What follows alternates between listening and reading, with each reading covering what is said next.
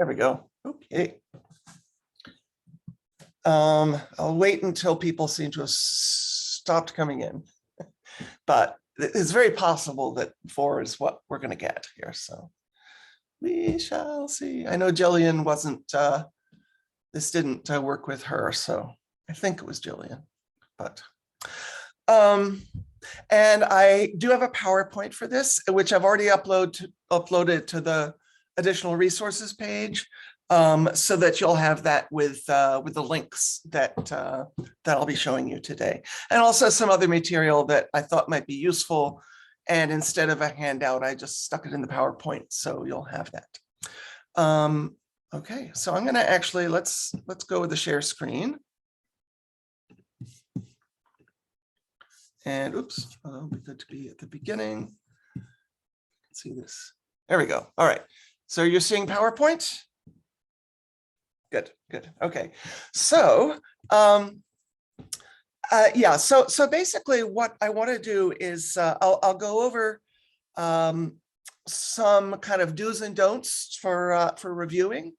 And also, while we're talking, I'll sort of make it clear that the Hornbook Guide, or the Guide Reviews database, is generally the place where people start out reviewing, because they're the place that hires the most reviewers.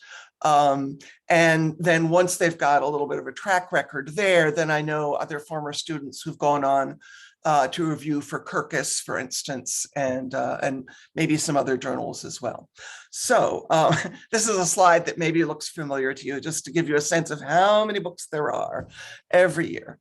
And so the big advice I would give, before you actually go out and apply to be a reviewer, is to start by reading a lot of reviews from different journals, and a good place to find them compiled, of course, is on any Amazon, any books Amazon page.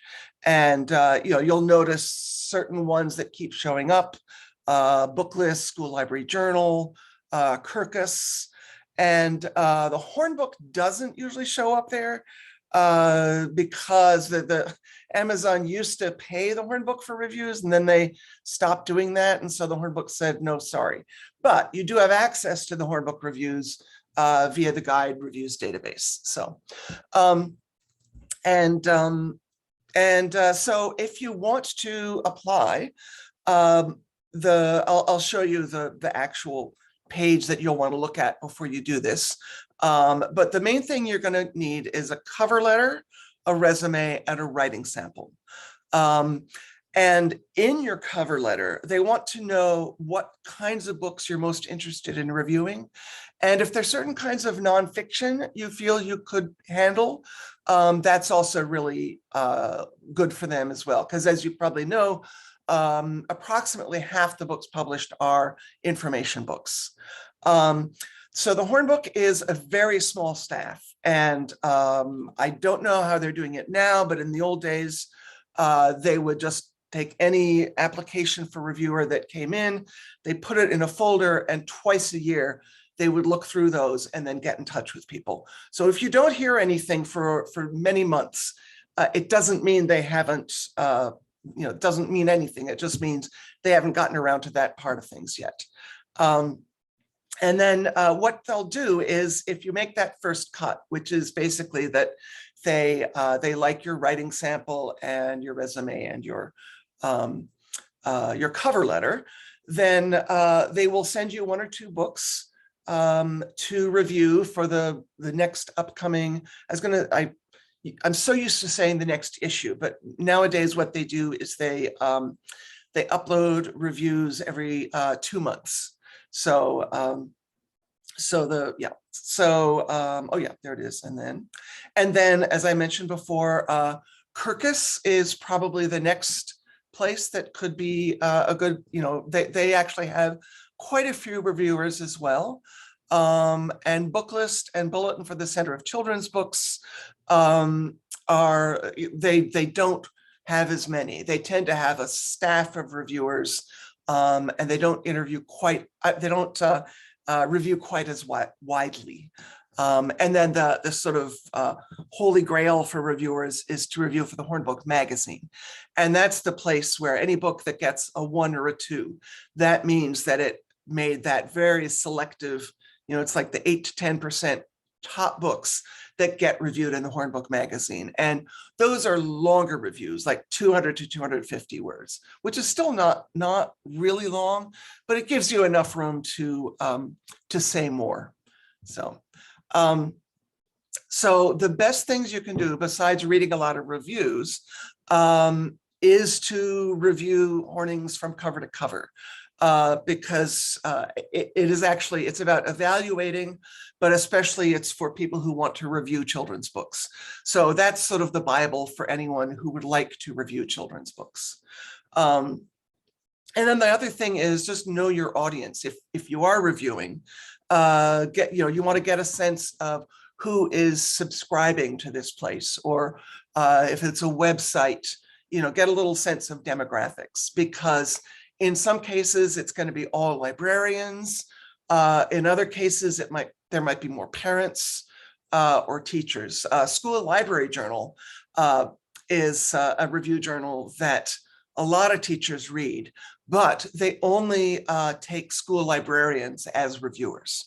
So unless you are a school librarian, chances are the School Library Journal would not be an option for you. So when you review, just a few do's and don'ts: never use first person. If you have a longer review, the first and last sentences are really important. So in the first sentence, you really want to kind of grab your audience and kind of bring them in, and so that they want to read the rest of the review. And then the last sentence is important because that's what you sort of send them off with. It's sort of like in miniature how you would write a good essay. So, with your introductory paragraph and your summary paragraph, but in this case, it's nowhere near as long. So it's a first sentence and a last sentence. And I find that the easiest way for me to review is to put myself in the audience's position.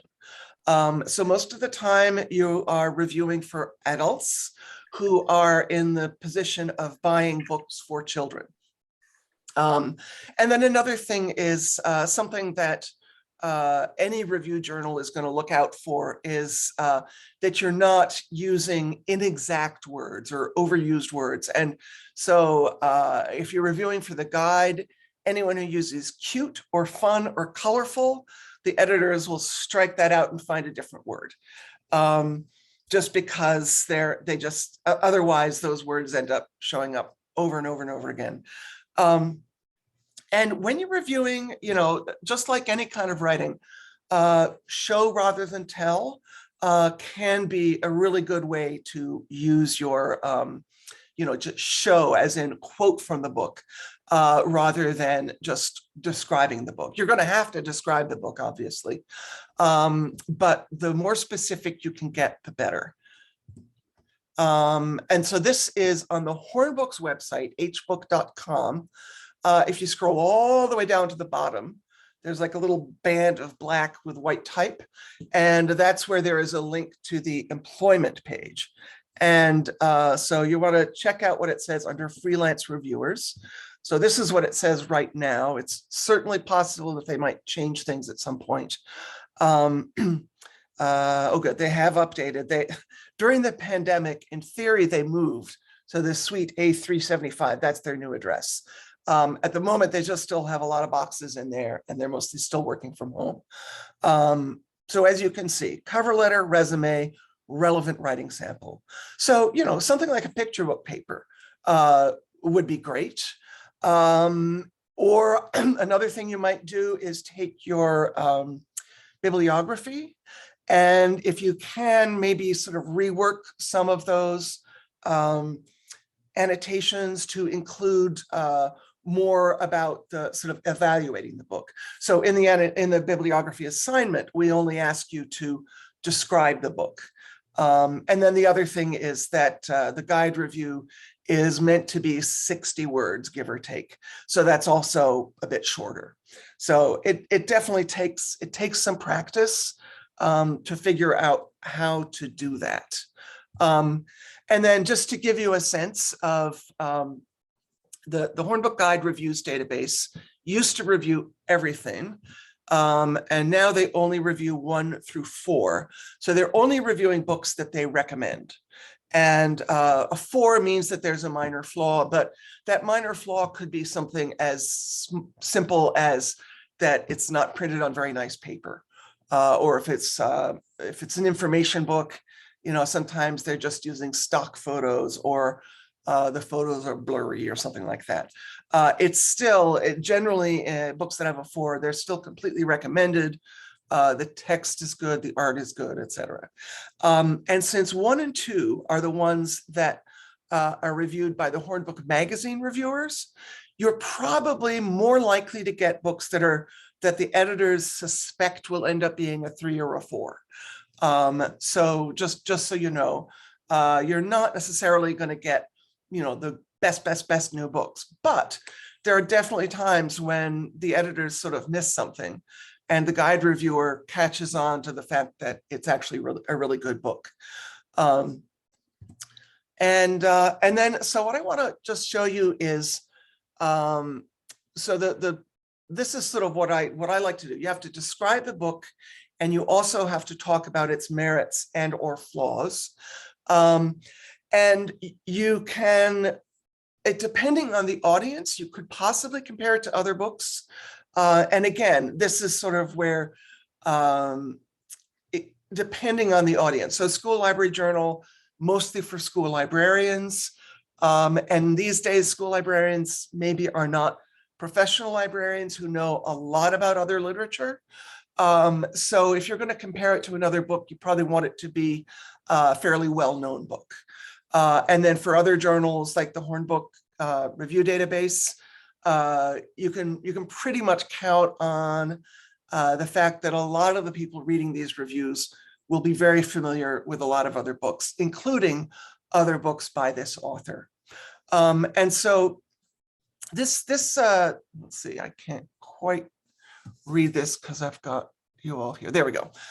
So since this is a book, you know, I thought this might be interesting for you to see how Jen Brabander, who was in fact one of the guide editors back when she wrote this review, how she did this, because this is a really difficult book to describe.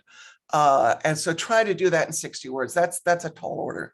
So she says, pages attached to the front inside cover open to the left and show a boy in Sydney, Australia. On the opposite cover, pages open to the right and follow a boy in rural Morocco. So I'm really impressed that she's, in just 2 sentences, she's described this completely unusual format in the book. A bilingual introduction. The book is otherwise wordless. So obviously you have to say that it's a wordless book for the most part, because that's going to be really important to your audience. Notes that the boys' lives are different, but also similar. Baker's minutely detailed collages will keep viewers searching for comparisons.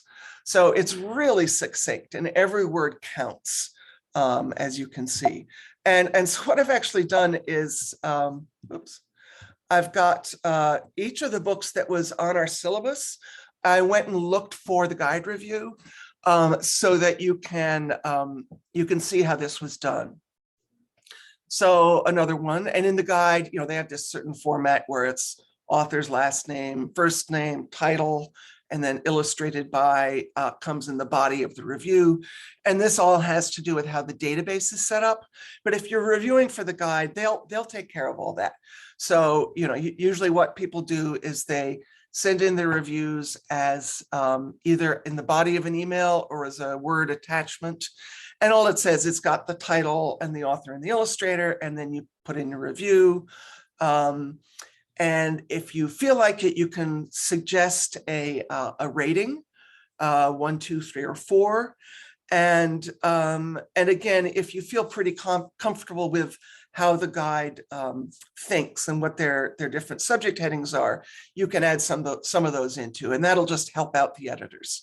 So in this case, again, like how do you explain that new animal is, it's a book about sibling rivalry, but really on the surface, it's about some angry dogs. So Dogs, Marshmallow, and Fudge Fudge. I'm so glad she included their names, because I think that's a lot of the appeal of this book as well, are unhappy about the new animal at their house. So again, she's using the actual quote from the book. However, when someone called Grandpa visits, which I think is an interesting way to put it, because it allows you to understand a little better that this is from the dog's point of view. And it's not their grandpa, it's just someone that the humans call grandpa.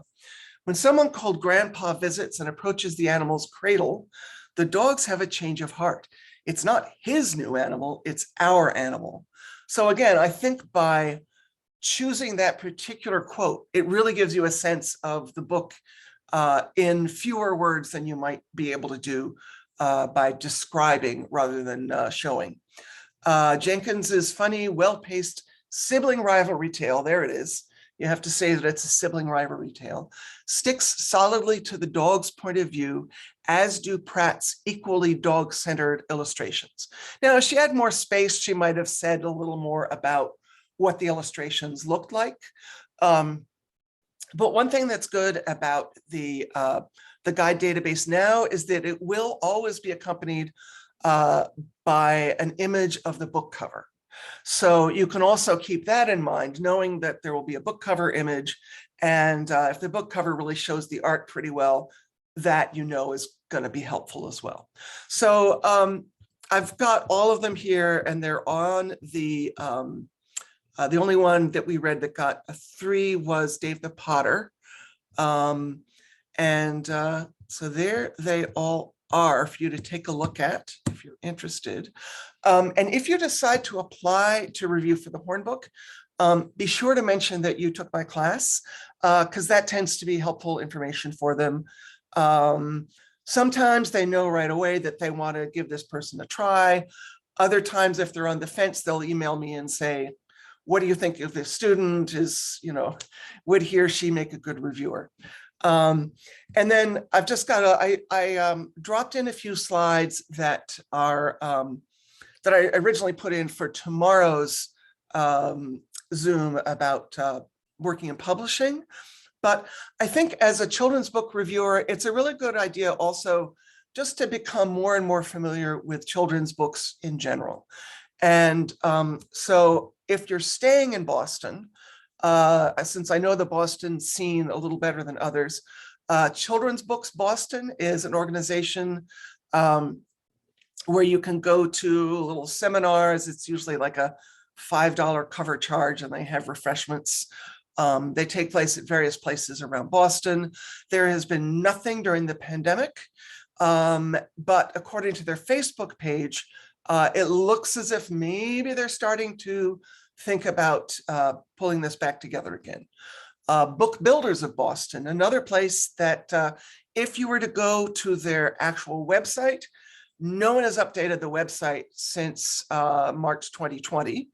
But their Facebook page, it does have some more recent posts that give me hope that that they will start coming back to having live events. And again, that's a place where you can learn about books and publishing in general. And then the Boston Book Festival, which again has not met for the last 2 years. I am not sure what the plans are, but I got an email last week from the new head of the Boston Book Festival asking for advice about speakers to invite to the one that they're going to do coming up. And I'm guessing that'll either be in the summer or sometimes they do it in October. So again, I've put the Facebook link because right now that just seems to be where everything is most updated. And then if you're really interested, you can check out Publishers Weekly and their children's tab. And they do have a weekly newsletter where they sort of compile everything that has to do with children's books. So here's an example. It's called Children's Bookshelf. So that's all I had for the PowerPoint, and I'm sure you guys have some specific questions. So your turn.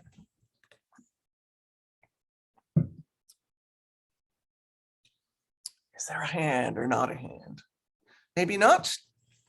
Okay. All right. So great. So you can grab the PowerPoint and read all those reviews. I think it's most helpful to read reviews for books that you already know pretty well. And so as you go forward in your lives and are reading more children's books, since you all seem to maybe want to review, it's great to, after you've read a book, just go on the Amazon page or in the guide reviews database and see what reviewers said about it. And you can just kind of get a sense of how did your opinions stack up with these opinions? Not that you have to agree with them, but it can be useful to see also, you know, how did they word things? How did they describe these books, et cetera, et cetera. So that's what I had prepped. Oh, I see. Is that Mari? Yes. Yeah. Hi, Laurie. I just wanted to ask, so the Hornbook Guide is for U.S. citizens only. Like, what opportunities are there for book reviewing for international? That's a good question. I do know they do have a few reviewers in Canada. So they will send books to Canada. I think that for the most part, though, it's a question of cost in terms of mailing books. Because the other thing I forgot to say, as a book reviewer, you don't get paid a lot, but you always get to keep the book that you review. So the guide, I think, pays $10 a review. So, you know, if you are like it works pretty well for me because I only review heavily illustrated books. So it doesn't take me so long to read them. But people who read a, you know, 300-page fantasy novel also only get $10. And that includes however many hours it took them to read the book. So sort of keep that in mind. It's not gonna, you're not gonna pay the rent with this thing, but it does kind of get you into this world, and it can open some other doors too if you're interested in that. So Maria, did I answer your question? Yeah, I guess I sort of did. I think they're probably not going to want to send books to people overseas. But I know that the guide reviews database, I think you can access that from anywhere. So yeah. Other questions? Nope. All right, good. Okay, well, that was quick. All right. Bye, everybody. So good to see you all. And I'll send an email out when I know. I'm probably going to be in Cambridge in mid-May. So I'll send an email out when I know, and maybe we can plan some little get together. So bye, everybody. Bye.